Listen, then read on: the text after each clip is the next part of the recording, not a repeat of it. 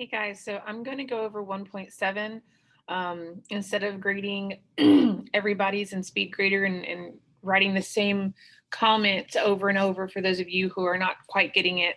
I'm just going to do this video. So if you have an incomplete for 1.7, please watch this. Please pay close attention. Look at what I'm asking for versus what you gave me, and then try to make the corrections to that. Okay, so this is 1.7's assignment. Choose a word from the following list. I gave you your choice of any of these words, and I implored you to please go look up those words. A lot of these words are used in the Wired magazine article. Really, the lesson should have been a lot longer, where I assigned these words to separate groups and then everybody taught the words to you. But for time purposes, because we are behind, I wanted to give y'all a chance to choose your own word, to look up that word and understand that word. And then as you read through Wired, your curiosity should kind of get the best of you. And when you read Gamers Stop Building Empathy or Gaming Stops Building Empathy by Julie Muncie, you should be, looking up those words and like, okay, how is this being used? Because you already know that there's two ways it can be used. So whatever word you chose, that word obviously goes here. So you were supposed to double click to open this drawing. All right, and if you double click inside each bubble, it gives you that editing access in the bubble. Okay, and then in order to add your image here, you would just click on this image and click search. So if your word was buoy and you search, that's obviously what a buoy is. And then you could click on that image and click select, and it's going to probably be really big, and you're going to just want to resize that. Y'all know how to do this stuff. All right, you're going to resize that and put it in your image bubble. And there, that first part is done if your word was buoy. Okay. Your usable example, however, needs to be in the figurative sense. So I'm kind of looking for an example. Therefore, I'm looking for a sentence, not an explanation here. I'm looking for a sentence. And you can steal somebody else's sentence if you can find one on the search bar. So if you find somebody using the word buoy in a figurative sense, you can put quotations in how they use the word, and even put their name if you want, if you have access to their name in your usable example. But I really want you to use the word buoy in a figurative meaning sentence down here in some way, shape, or form. It doesn't have to be a long, lengthy sentence. Her attitude, I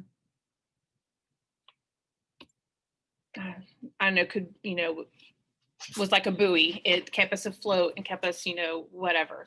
So I'm sure there's examples out there, and I'm sure you can play around with that, but this needs to be a usable example using this word in a figurative sense, not a physical one.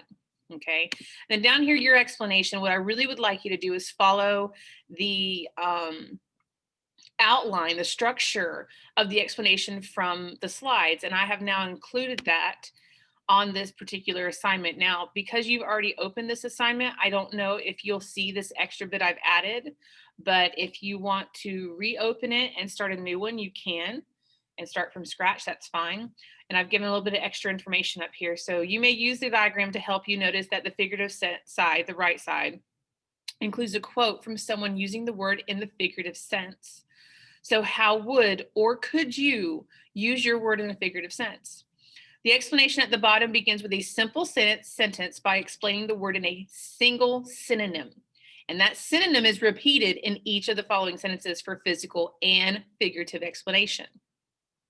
Use the structure of the sentence to help you build your explanation. So look at this explanation. If you are woke, you are aware. Very simple to the point. They took this word and they found a synonym that could help explain both the physical sense and the figurative sense, because this word is repeated twice now. In the physical sense, that is a transition. It's telling my reader, I'm about to get the physical sense of the word. And if you start off your next sentence like this, I would actually implore you to do that, just so I can easily follow your train of thought.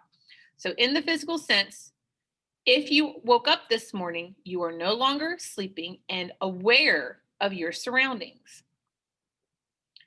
So they've used that word to explain the physical sense. And now they use that word again to explain the figurative sense. If you are woke in the figurative sense, you are aware of the injustice in society. And notice they put woke in quotations for the figurative sense and not here in the physical, because this is the physical. This is the real meaning of woke up. Like it's a past tense of wake up.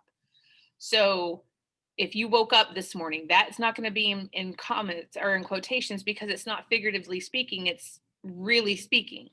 This is figuratively speaking, what the word has come to mean in these past few, I guess, years or past year, however, whenever it started. So this is more of a figurative meaning, but you still get that same synonym here, and you get it here, and it just kind of is an easy transition from synonym, physical explanation, figurative explanation.